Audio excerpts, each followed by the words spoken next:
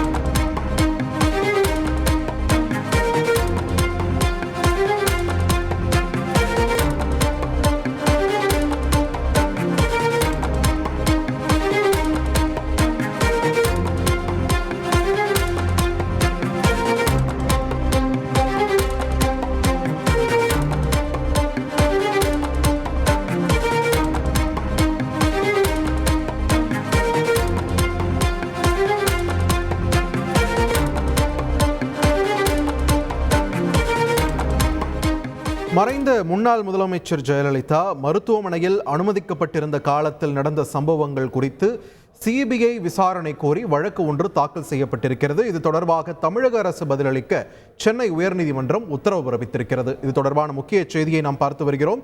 தொடர்ந்து கூடுதல் விவரங்களை வழங்க இணைகிறார் எமது செய்தியாளர் சுரேஷ். சுரேஷ், வணக்கம். இந்த வழக்கு யார் தரப்பிலிருந்து தாக்கல் செய்யப்பட்டிருக்கிறது? என்னென்ன காரணங்கள் முன்வைத்து இந்த கோரிக்கையானது முன்வைக்கப்பட்டிருக்கிறது? அந்த மனுவில் விரிவான தகவல்கள். வணக்கம். திருச்செந்தூரை சேர்ந்த அதிமுக உறுப்பினரும் வழக்கறிஞருமான ராம்குமார் ஆதித்தன் என்பவர் இந்த வழக்கை தாக்கல் செய்திருக்கிறார். அந்த மனுவில் கடந்த 2016 ஆண்டு செப்டம்பர் 22 உடல் குறைவு காரணமாக அப்பல்லோ மருத்துவமனையில் அனுமதிக்கப்பட்ட ஜெயலலிதா டிசம்பர் 5 இரவு 11:30 மணிக்கு மரணமடைந்ததாக அறிவிக்கப்பட்டது என்று குறிப்பிட்டிருக்கிறார். இந்த மருத்துவமனையில் அனுமதிக்கப்பட்டிருந்த காலங்களில் நடைபெற்ற சம்பவங்கள் நிறைய முரண்பாடுகளும் சந்தேகங்களும் இருப்பதால் அது குறித்து உயர்நீதிமன்றத்தினுடைய நேரடி கண்காணிப்பில் சிபிஐ விசாரணை நடத்த உத்தரவிட வேண்டும் என்று அந்த மனுவில் அவர் குறிப்பிட்டிருக்கிறார். மேலும் அந்த மனுவில் உடல்நலக் குறைவால் அனுமதிக்கப்பட்ட ஜெயலலிதா குணமடைந்து வருவதாகவும் உணவுகள் சாப்பிட்டதாகவும் அறிக்கைகள் வெளியிட்ட நிலையில திடீரென அவர் உடல்நிலை மோசமடைந்து மரணமடைந்து விட்டதாக அறிக்கை வெளியிடப்பட்டதாக சுட்டிக்காட்டுகிறார். மேலும் ஜெயலலிதா மருத்துவமனையில் செயற்கை சுவாசம் இருந்த காலகட்டத்தில் காவிரி நதிநீர் பங்கீடு சம்பந்தமாக அதிகாரிகளுடன் கலந்துரையாடல் நடந்ததாகவும் அமைச்சர்களுடன் ஆலோசனை கூட்டம் நடந்ததாகவும் அறிவிப்புகள் வெளியானது. இது எவ்வாறு சாத்தியமானது என்று அவர் மனுவில் கேள்வி எழுப்பியிருக்கிறார். மேலும் ஜெயலலிதா கவனித்து வந்த துறைகளை பன்னீர்செல்வத்திடம் ஒப்படைத்து ஜெயலலிதா கையெழுத்திட்ட பரிந்துரை கடிதம் எதுவும் வெளியிடப்படவில்லை என்றும், அதே போல தஞ்சாவூர், அரவக்குறிச்சி மற்றும் திருப்பரங்குன்றம் இடைத்தேர்தலின் போது தேர்தல் படிவங்களில் அவர் கைரேகை வாங்க வேண்டும் என்று முடிவெடுத்தவர் யார் என்ற விவரங்களும் வெளியிடவில்லை என்றும் அந்த மனுவில் கேள்வி எழுப்பியிருக்கிறார். அதே போல ஜெயலலிதாவின் அண்ணன் மகள் தீபாவை மருத்துவமனைக்குள் அனுமதிக்காதது ஏன் எனவும் மனுவில் கேள்வி எழுப்பினார்.